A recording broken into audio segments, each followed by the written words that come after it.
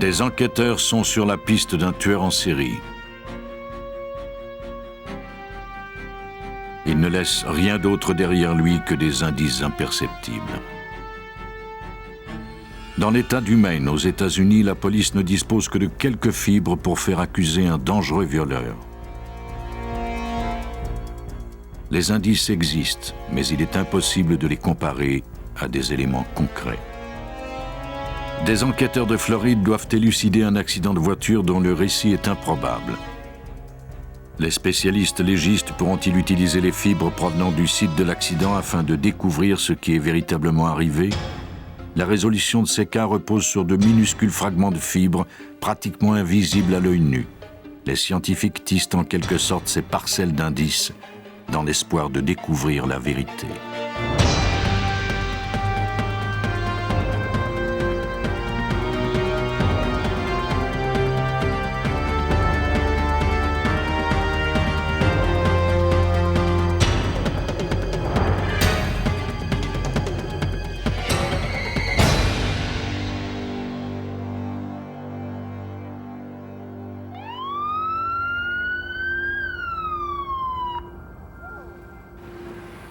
En 1981, une randonnée paisible en périphérie d'Atlanta, en Géorgie, aux États-Unis, se termina par une terrible découverte. On retrouva le corps d'un jeune homme en bordure d'un champ. Pour les policiers, cette scène devenait par trop familière.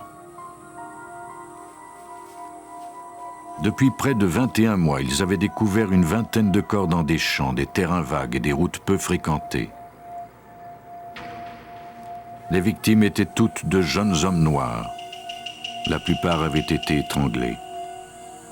Certains d'entre eux étaient encore des enfants.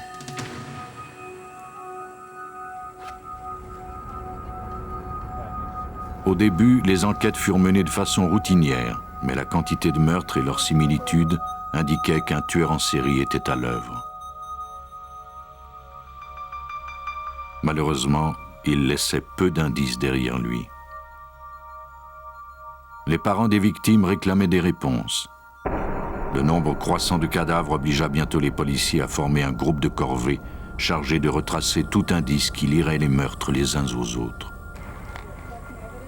Mais les meurtres continuèrent. Les citoyens des environs et même des médiums furent appelés à se joindre aux forces policières à la recherche de victimes et du meurtrier. Une somme de $100 000 fut offerte en récompense. Mais personne ne vint la réclamer. L'état de panique eut pour effet d'accroître les tensions raciales chez cette population du Sud. La police assumait que les crimes avaient été motivés par le racisme et s'était mise à la recherche d'un homme blanc. L'appel à la justice de la communauté noire était devenu assourdissant. Lorsque le nombre de victimes dépassa la vingtaine, les enquêteurs comprirent qu'ils devaient découvrir rapidement l'identité du meurtrier, car le temps jouait contre eux, et ils ne disposaient que de peu d'indices. On fit appel au micro-analyste Larry Peterson du bureau d'enquête de la Géorgie afin qu'il se mette à la recherche d'indices microscopiques.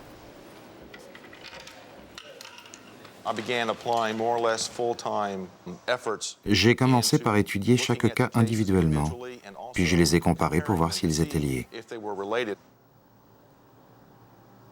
Peterson espérait que les fibres découvertes mettraient à jour le lien entre tueur et victime.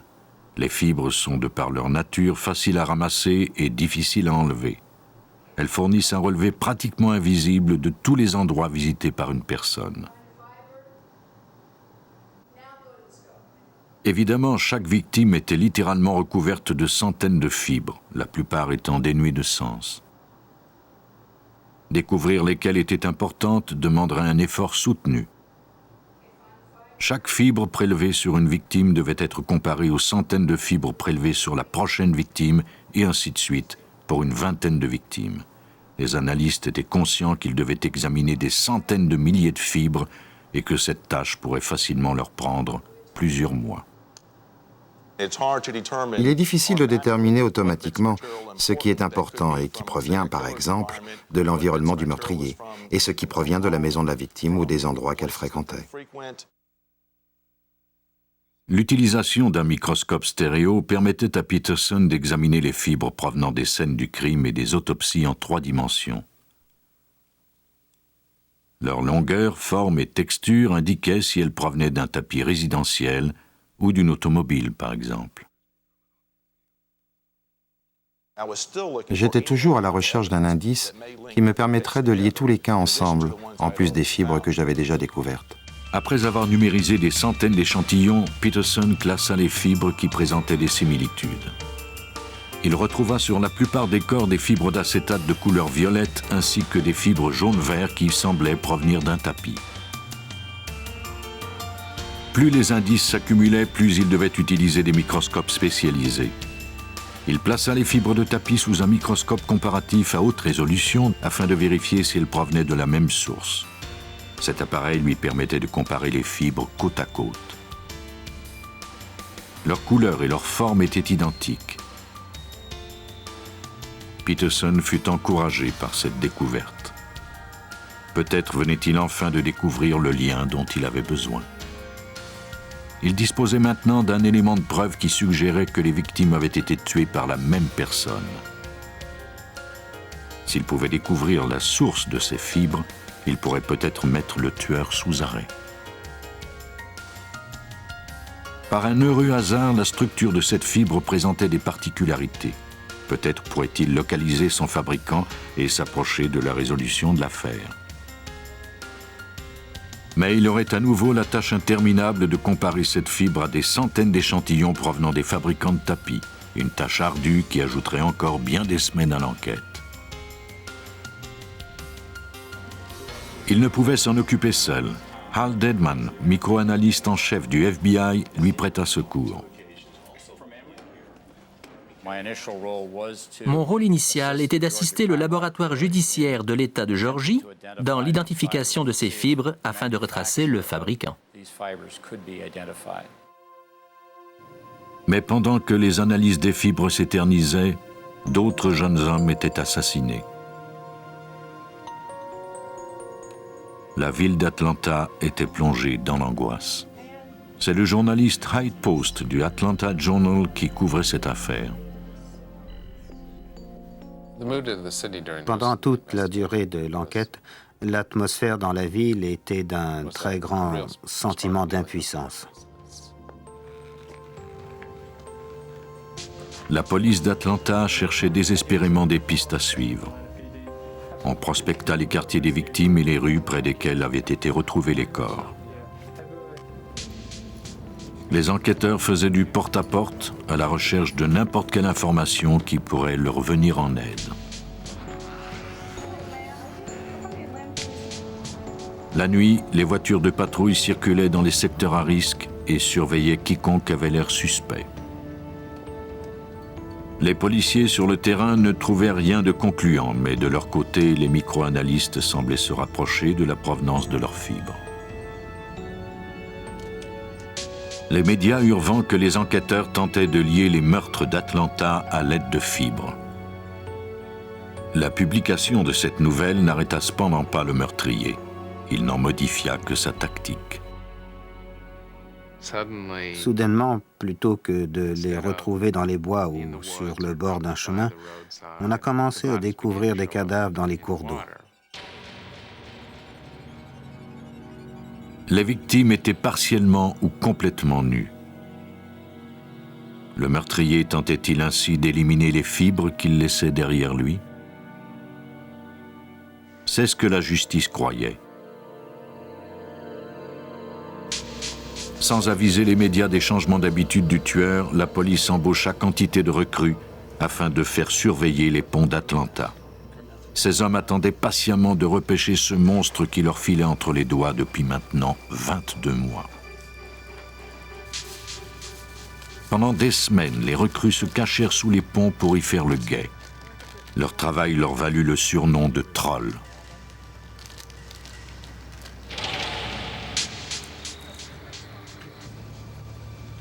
Il ne leur restait plus qu'à attendre que le tueur ne frappe à nouveau.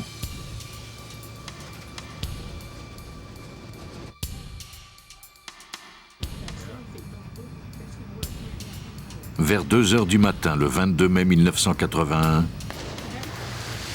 le silence de la nuit fut brisé par le son d'un plouf dans la rivière Chattahoochee. Les trolls qui attendaient sous le pont du chemin James Jackson déployèrent leurs forces afin de découvrir la cause du bruit. Ils n'y parvinrent cependant pas.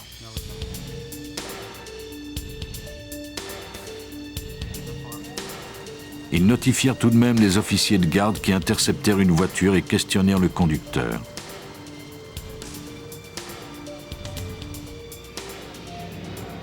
Son nom était Wayne Bertram Williams, un photographe pigiste de 23 ans qui se disait également promoteur de musique. Le profil de Williams ne correspondait pas à celui d'un tueur. En fait, son statut de jeune noir en faisait plutôt une victime potentielle. Williams déclara à la police qu'il rentrait d'un club de nuit où il était allé écouter un numéro de musique qu'il comptait promouvoir. La procédure dictait aux policiers de fouiller son véhicule, puis de prendre ses coordonnées avant de le laisser partir.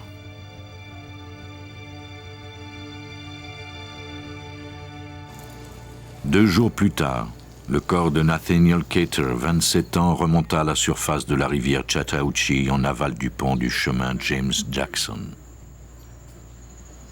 Cater, un homme noir, présentait les mêmes caractéristiques que les autres victimes.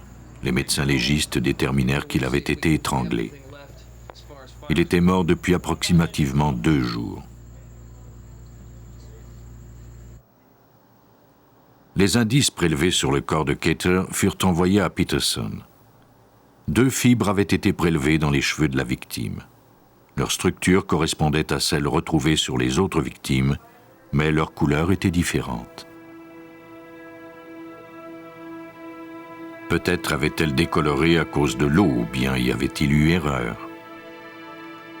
L'analyse de ces fibres sous une lumière polarisée confirma que c'étaient bel et bien les mêmes.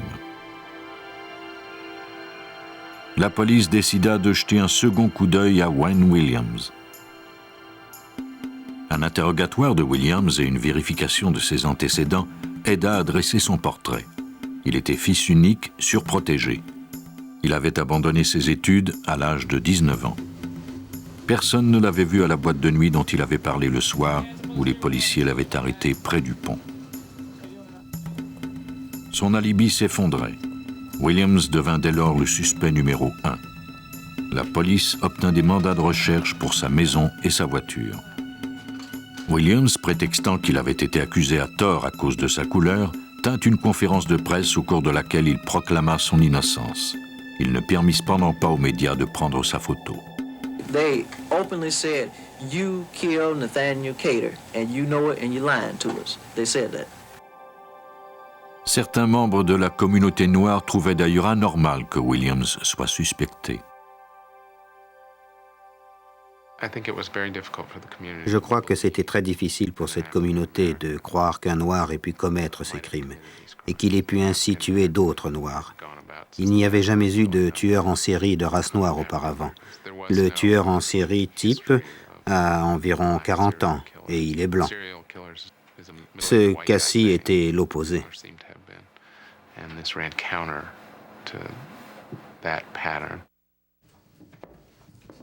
Au début des années 80, l'analyse de l'ADN ne se pratiquait pas encore.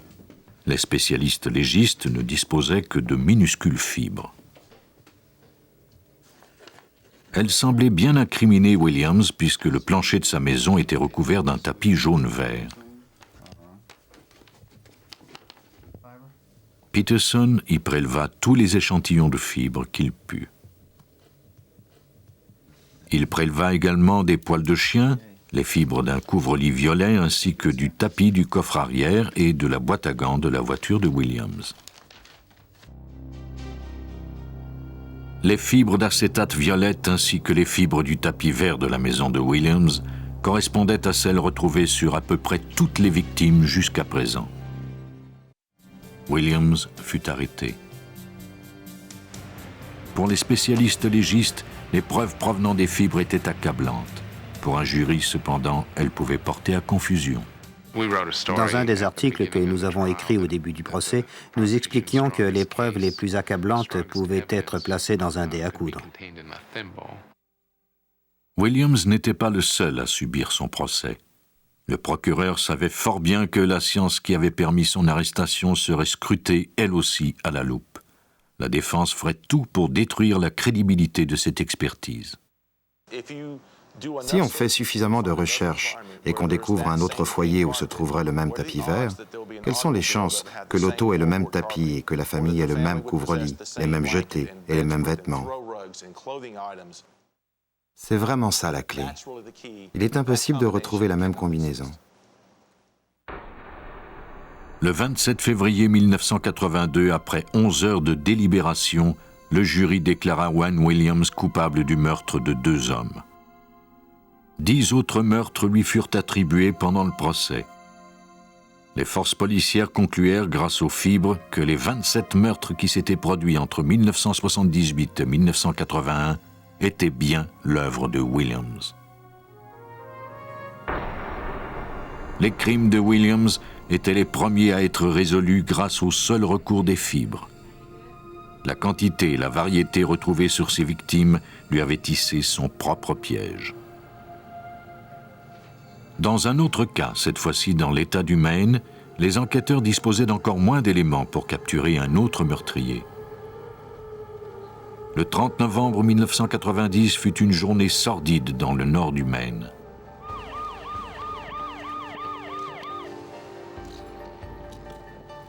Ce jour-là, un travailleur de la Cummings Concrete Corporation d'Alton alerta la police suite à la découverte du corps d'une jeune femme.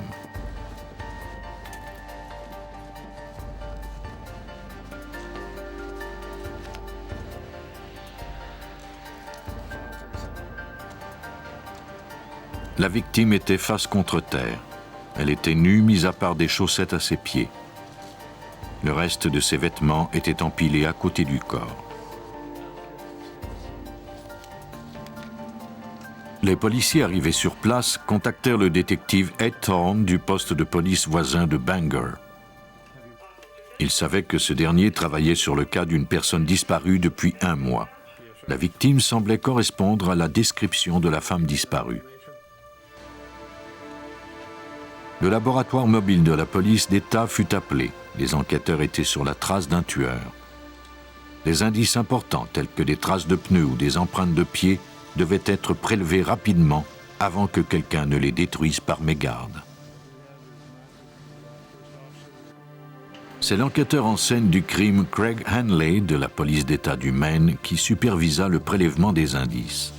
Selon Hanley, le seul fait d'arriver sur la scène d'un crime peut compromettre les indices les plus fragiles. Si la scène n'est pas bien protégée, nous nous retrouvons avec des contaminants provenant parfois même des policiers. C'est très important pour nous de les interroger et de savoir exactement où ils ont marché, ce qu'ils ont touché, ce qu'ils ont déplacé et enlevé. S'ils ont bien fait leur travail, ils ont tout noté et peuvent nous l'expliquer. Il n'y a rien de mieux pour un enquêteur que de retrouver une scène du crime en bonne condition.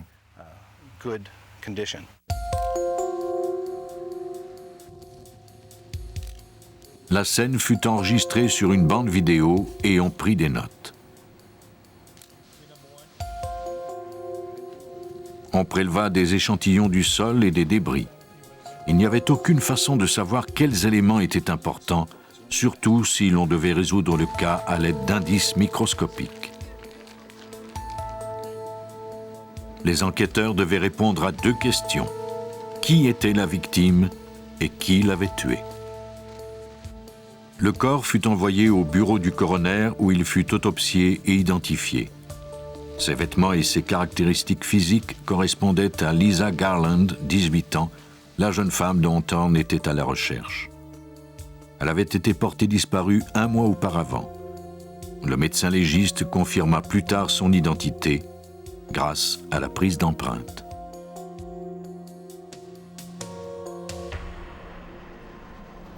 Lisa Garland avait été vue pour la dernière fois à 1h du matin, le 27 octobre, alors qu'elle quittait le magasin où elle travaillait. Elle demeurait tout près. Le détective Ed Thorne de la police de Bangor savait que Garland était rentrée chez elle après avoir quitté le magasin. Mais ce qui était arrivé par la suite était un mystère. De là, elle aurait marché ou aurait été ramenée chez elle à 150 mètres du magasin. Nous savons qu'elle s'y est rendue parce que nous y avons retrouvé son agenda, les clés de sa maison et tous ses effets.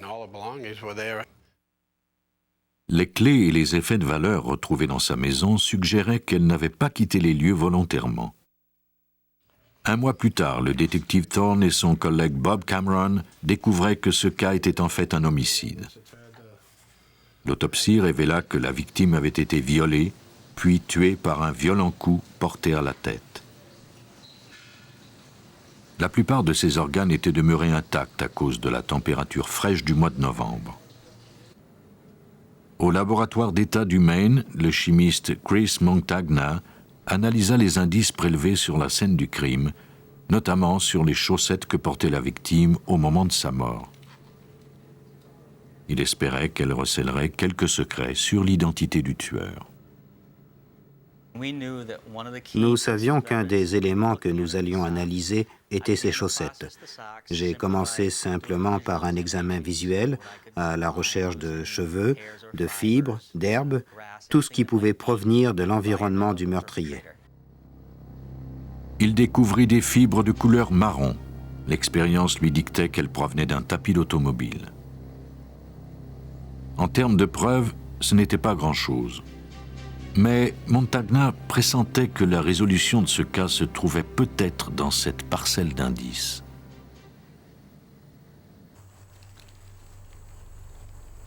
En juillet 1991, une jeune fille de 15 ans faisait une randonnée à vélo sur un chemin isolé de York, dans le Maine, à environ 300 km au sud de Bangor.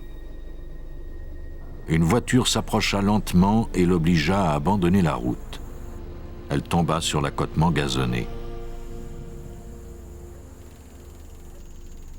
Le conducteur sortit de la voiture, entraîna la fille dans les bois, où il la viola, la poignarda et prit la fuite, la croyant morte. Mais, fait incroyable, elle avait survécu. Après que son assaillant soit parti, elle parvint à se rendre à une maison voisine où elle demanda de l'aide. Au département de police de York, elle identifia immédiatement son assaillant à partir d'une photo judiciaire. Le suspect, David Fleming, était un violeur reconnu qui avait été libéré de prison seulement 9 mois auparavant. Dans un État aussi tranquille que le Maine, les nouvelles de cette nature voyagent rapidement. Après des mois de vaines recherches pour retrouver le meurtrier de Lisa Garland, le détective Thorne entendit parler du viol crapuleux de York. La police de Bangor s'intéressa aussitôt à ce David Fleming. Peut-être avait-il quelque chose à voir avec la mort de Lisa Garland. À York, l'ADN prélevé sur la victime s'avéra correspondre à celui de Fleming.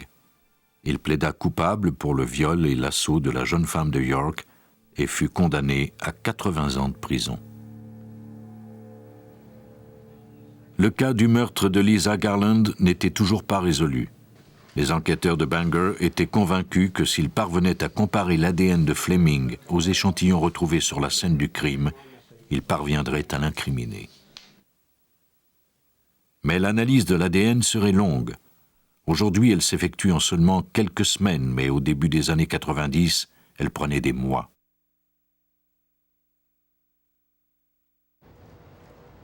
Si les policiers voulaient prouver la culpabilité de Fleming dans le cas de Lisa Garland, ils devraient se fier à des preuves plus conventionnelles, comme dans ce cas-ci, des fibres de tapis prélevées dans sa voiture. Les fibres furent envoyées au chimiste Chris Montagna, qui les compara à celles prélevées 8 mois auparavant sur les chaussettes de Lisa Garland. Montagna plaça chaque fibre sur les plateformes individuelles d'un microscope comparatif afin de les analyser côte à côte. Après quelques ajustements, il constata que le motif de rayures claires et foncées des fibres s'alignait parfaitement. Lorsqu'elles étaient placées bout à bout, les fibres semblaient former un seul fil. Elles provenaient sans aucun doute de la même source. les enquêteurs obtenaient enfin la percée qu'ils avaient tant espérée. Cette preuve permettait enfin aux détectives Thorne et Cameron d'associer des indices vieux de 8 mois à David Fleming. Le détective Bob Cameron comprenait l'importance des fibres dans cette affaire. La fibre qui a été retrouvée sur la chaussette de la victime correspondait à celle du tapis de la voiture que conduisait Fleming. Cela réduisait les probabilités considérablement, puisque ce tapis, de cette couleur en particulier, a été posé pendant seulement 1 an dans ce modèle de voiture. Les résultats ne mentaient pas. Les fibres provenaient de la même source.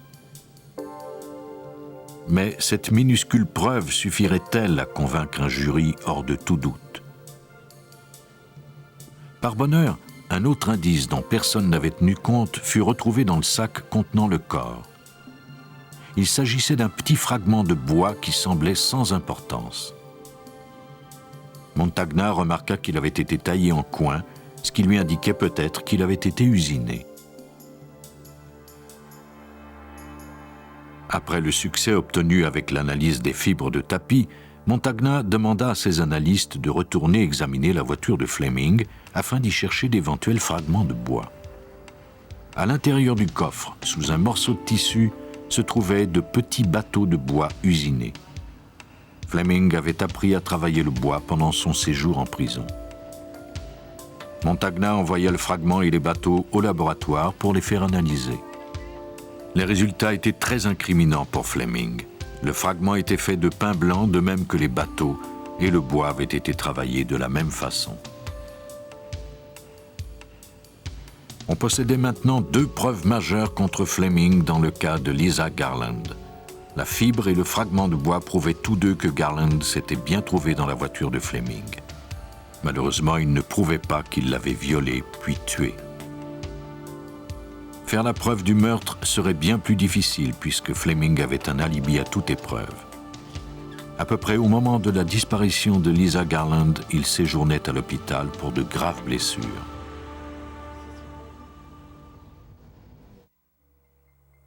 Lisa Garland avait été vue en vie la dernière fois alors qu'elle finissait son quart de travail au magasin de Bangor vers 1h du matin, le 27 octobre. Vers 6h du matin du même jour, David Fleming fut impliqué dans un accident de voiture qui l'obligea à séjourner à l'hôpital pendant 2 semaines. Les fibres démontraient que Garland s'était trouvé dans la voiture de Fleming, mais les détectives devaient découvrir à quel moment elle s'y était retrouvée s'ils voulaient prouver que Fleming en était le tueur. Ce dernier disposait de 2 chances pour enlever Garland. La première était pendant les 5 heures entre le moment de sa disparition et le moment de son accident.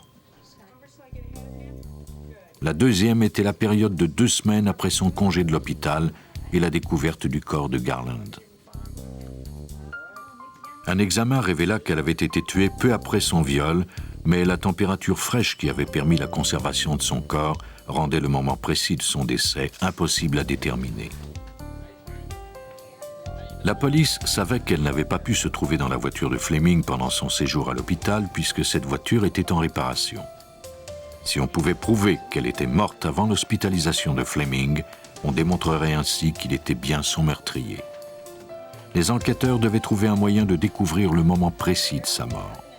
La police de Bangor apprit qu'une photo aérienne de la scène du crime avait été prise 2 semaines avant la découverte du corps de la victime. À l'analyse de ces photos, les enquêteurs firent une découverte surprenante. Au début, c'était flou et indistinct, mais un agrandissement permit de le confirmer. Dans la fosse se trouvait bel et bien le corps de Lisa Garland. On avait une preuve photographique que la victime était décédée avant l'hospitalisation de Fleming. Cela impliquait obligatoirement qu'elle s'était trouvée dans sa voiture avant son accident. Les fibres avaient permis de démontrer la présence de Garland dans la voiture de Fleming. La photo établissait maintenant le moment de sa mort.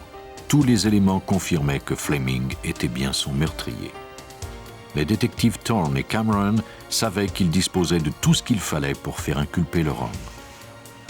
Mais vint ensuite la preuve irréfutable. L'analyse de l'ADN de la scène du crime était enfin terminée. L'analyse de l'ADN a été faite au labo du FBI et les résultats prouvaient qu'il s'agissait bien de l'ADN de Fleming. Les fibres prouvaient le lien entre la victime et la voiture. La photographie établissait le moment approximatif de sa mort. Et l'accident lui enlevait définitivement l'opportunité de s'en sortir, puisqu'il précisait encore davantage le moment du meurtre. Le 22 mars 1995, David Fleming fut accusé du viol et du meurtre de Lisa Garland. Il écopa d'une sentence de prison à vie, en plus de 80 ans pour le viol de York. Les fibres tissent des liens entre tueurs et victimes, mais dans ce nouveau cas en Floride, les enquêteurs les utilisèrent plutôt pour reconstituer les circonstances d'un accident de la route fatal.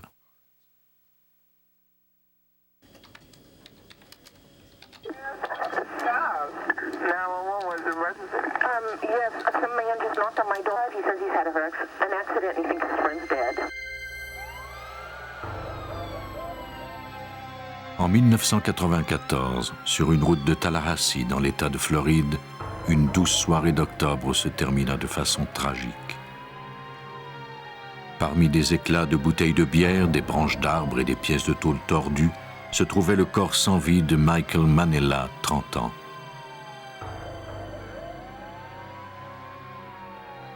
Une deuxième victime du nom de Curtis Davison était allée chercher de l'aide avant de retourner sur les lieux du drame où il était tombé inconscient.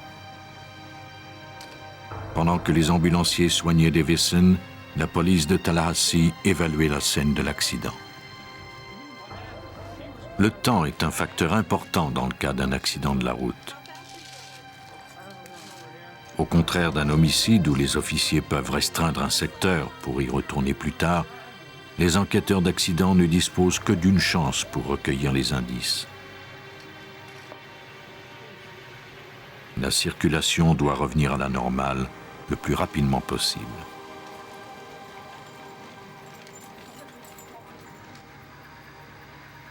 Ces derniers se fient d'ailleurs généralement au témoignage des passants comme première source d'information. Mais dans ce cas-ci, personne n'avait assisté à l'accident nocturne. Personne, sauf le seul survivant, Curtis Davison, qui n'était pas apte à faire des déclarations. L'enquêteur en homicide accidentel, Mike Walker, dut donc se fier à sa seule expérience lors de son observation des lieux. Ce qui m'a frappé tout de suite, c'est que le côté du passager était presque complètement détruit. La portière du passager était pratiquement arrachée du véhicule et nous avions le côté du conducteur intact. Pour Walker, cela signifiait que le passager était le plus enclin à avoir subi des blessures. Il était improbable qu'il ait survécu, encore moins qu'il ait pu marcher. Pourtant, Davison déclara qu'il était bien le passager. Peut-être par miracle était-ce vrai, mais il était également possible que Davison mente pour éviter d'être accusé de la mort de son ami. Il était du ressort de Walker de découvrir la vérité. Les enquêteurs questionnèrent des témoins qui avaient vu les deux hommes avant l'accident. Selon eux, les deux hommes s'étaient rencontrés dans un bar du coin après le travail où ils avaient bu plusieurs consommations. On les avait ensuite vus le même soir dans un autre bar. Vers 1h du matin, ils en étaient sortis pour quitter les lieux en voiture. Malheureusement, personne ne savait qui avait pris le volant. Les détectives devraient se fier à l'analyse légiste seule pour leur indiquer qui conduisait. Mais d'abord, ils devaient obtenir des informations à propos de l'accident en tant que tel, comme la vitesse de la voiture, par exemple. Le lendemain matin, Walker retourna sur la scène de l'accident avec son partenaire David Folsom, qui recueillit les indices dont il avait besoin. Le véhicule suspect, la 300ZX, se dirigeait vers le nord. Alors qu'elle s'engageait dans la courbe, elle a perdu le contrôle. Le conducteur vira pour suivre la courbe, mais la force d'inertie de la voiture le poussa à continuer vers l'avant. Alors que la voiture quittait la route, elle commença à tournoyer, puis percuta un arbre. Le véhicule a continué de glisser sur le côté et a frappé un deuxième arbre. Cette collision l'a projeté vers le haut et il est retombé sur l'accotement, 12 mètres plus loin. Lorsqu'un véhicule change de direction à haute vitesse, ces pneus glissent sur les côtés et laissent des marques sur la chaussée. Les analystes peuvent déterminer la vitesse d'un véhicule qui a perdu le contrôle en mesurant ces marques de friction.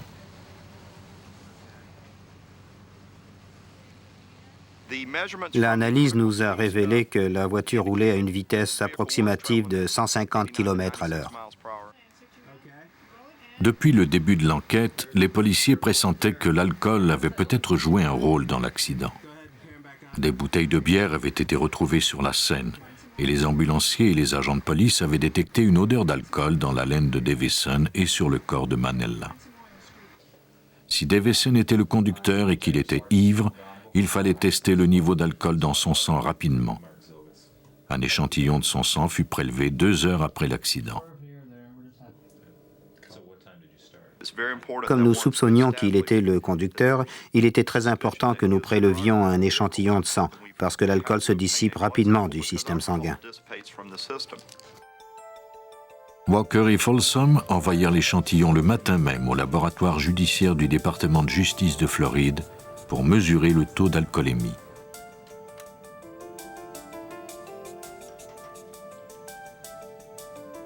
L'analyste commença par prendre une portion déterminée du sang qu'elle voulait tester, puis elle le plaça dans une fiole stérilisée.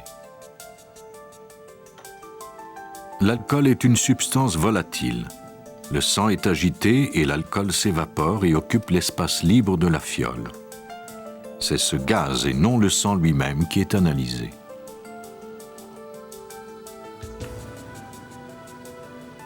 Le gaz est tiré dans un chromatographe qui identifie les composantes et leur concentration.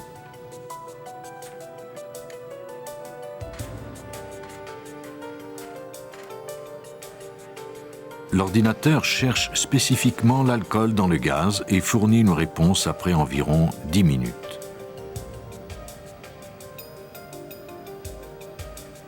Dans le cas de Davison, les résultats indiquaient que le niveau d'alcool était à 0,04, soit en dessous de la limite prescrite par la loi de Floride. Mais son sang avait été prélevé à l'hôpital et non pas au moment même de l'accident.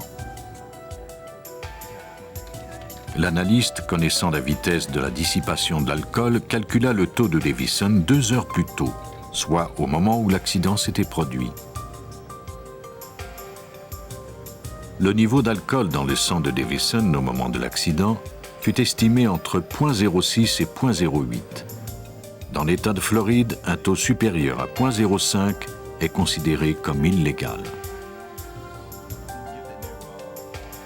Les enquêteurs devraient cependant encore prouver que c'était bien lui qui se trouvait derrière le volant.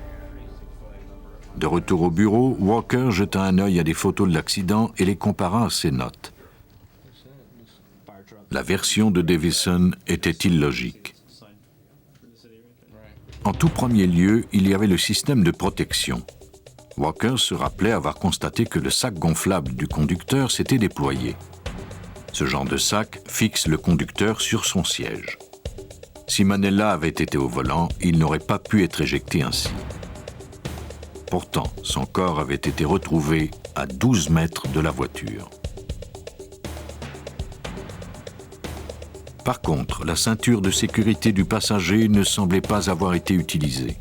Quiconque était assis dans ce siège pouvait facilement être éjecté. Un autre élément paraissait singulier. On avait retrouvé l'empreinte ensanglantée d'une main sur la porte du conducteur. Elle était trop barbouillée pour être analysée, mais il était presque impossible que Manella soit sorti par là après l'accident. Selon Folsom, cependant, il fallait éviter de sauter aux conclusions trop rapidement.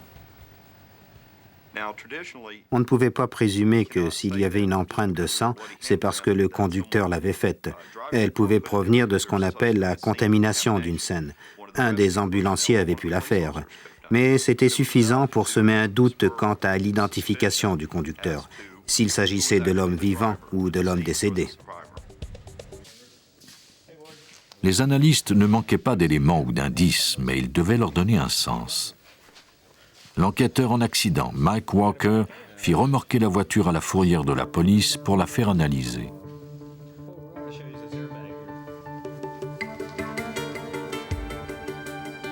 Walt Schwab est analyste au laboratoire du département de justice.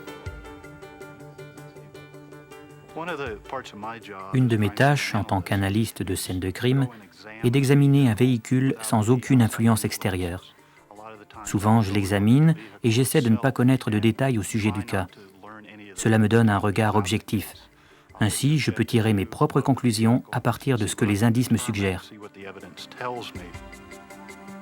Afin de reconstituer les événements, Schwab commença par examiner la ceinture de sécurité du conducteur en l'attachant comme si quelqu'un la portait. Il remarqua alors des taches sur la ceinture près de la porte. L'analyse confirma qu'il s'agissait de sang humain. Cela indiquait que la ceinture était sans doute attachée au moment de l'accident. Cela signifiait également que celui qui la portait n'avait probablement pas été éjecté de la voiture. Les indices pointaient à nouveau vers Davison. Ces indices étaient suggestifs mais fragiles. Même si on faisait la preuve qu'il s'agissait du sang de Davison, la défense pourrait rétorquer que le sang avait été projeté lorsque la voiture tournoyait ou que Davison l'avait taché après l'accident alors qu'il titubait autour de la voiture. Pour élucider cette affaire, les enquêteurs devaient chercher des indices qui correspondaient à 3 critères. Premièrement, l'indice devait avoir été fait au moment de l'impact. Deuxièmement, il devait être unique à l'individu qui l'avait laissé. Et troisièmement, il devait prouver indubitablement où étaient assis les 2 hommes. Les enquêteurs comptaient sur les fibres pour répondre à ces questions.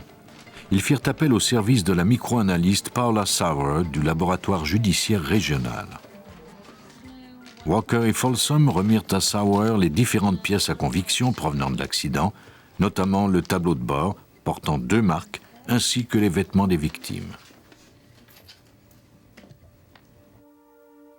Les marques se trouvaient du côté du passager.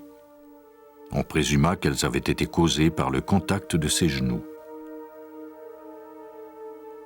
La force de l'accident avait été telle que la friction avait produit de la chaleur et que des fibres s'étaient pour ainsi dire collées au vinyle. Il y avait plusieurs fibres qui étaient collées au tableau de bord directement devant le siège du passager. L'examen au microscope a révélé que ces fibres étaient les mêmes que celles des pantalons de Manella. Les indices indiquaient que Manella était bien assis du côté du passager. Mais Sauer ne s'arrêta pas là. Elle examina avec soin chaque pièce afin d'être certaine que ses résultats étaient probants. Elle passa ensuite à l'analyse de cheveux et de fibres synthétiques qui se trouvaient dans les fissures du pare-brise du côté du passager. Michael Manella portait un postiche composé à la fois de cheveux humains et de fibres synthétiques. Si les fibres de sa perruque correspondaient à celles du pare-brise, la preuve que Manella était le passager et Davison le conducteur serait irréfutable. Un examen des cheveux synthétiques fait à l'aide d'un microscope à haute résolution démontra que les fibres du pare-brise correspondaient bien au postiche de Manella. La taille des molécules de ces fibres requérait cependant l'utilisation d'un appareil de haute précision. Pour compléter sa comparaison, Sauer utilisa un spectromètre à infrarouge.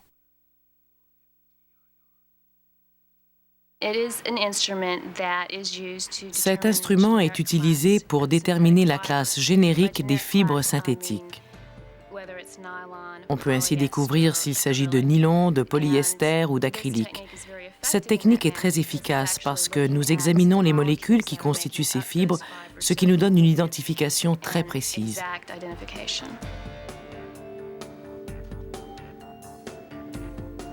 Les caractéristiques des 2 fibres furent affichées sur un ordinateur. Les lignes rouges représentent les fibres de la perruque. Les lignes vertes représentent celles prélevées dans le pare-brise. Elles étaient absolument identiques. Jusqu'à présent, tout indiquait que Manella était assis du côté du passager. Si c'était vrai, cela signifiait que Davison avait laissé son empreinte près du siège du conducteur, fort probablement dans le sac gonflable qui s'était déployé à 150 km/h. Sauer analysa les fibres qui s'étaient collées au tissu du sac gonflable. Elle retrouva 9 fibres qui correspondaient au pantalon de Davison. Sa conclusion fut formelle, c'était bien Davison qui conduisait. Paula Sauer s'était servi de ses instruments sophistiqués pour clarifier la scène. Elle avait prouvé que Manella était à la place du passager et que Davison était le conducteur. Ces preuves furent déposées auprès du procureur d'État qui démontra que Davison avait menti lorsqu'il avait raconté les événements qui s'étaient produits dans les premières heures du 6 octobre 1994.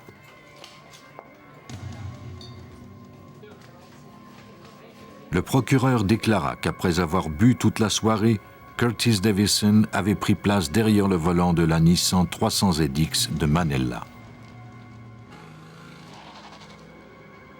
Probablement excité à l'idée de conduire une voiture sport, Davison avait poussé l'accélérateur à fond sur cette petite route.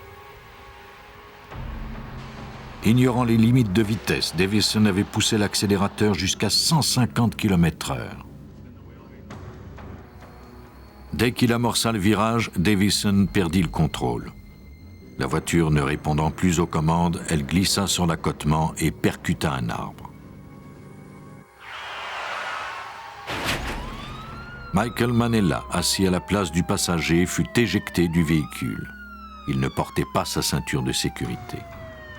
Le bolide continua à tournoyer, heurtant un deuxième arbre avant de retomber sur l'accotement. Davison avait eu la vie sauve grâce au sac gonflable. Il s'extirpa de la voiture et en fit le tour à la recherche de Manella. Sa main avait laissé une empreinte de sang sur la porte. Manella gisait mort sur la route. Davison partit quérir de l'aide. Le jury de la cour de Tallahassee ne prit que 10 minutes pour déclarer Davison coupable d'homicide involontaire et de négligence criminelle. Il fut condamné à 7 ans de prison. L'analyse de minuscules fibres banales a permis l'inculpation de 3 hommes qui niaient toute implication dans leurs crimes respectifs. Grâce à l'habilité des scientifiques légistes à identifier la structure même des fibres dans leurs plus infimes particularités, justice peut être faite.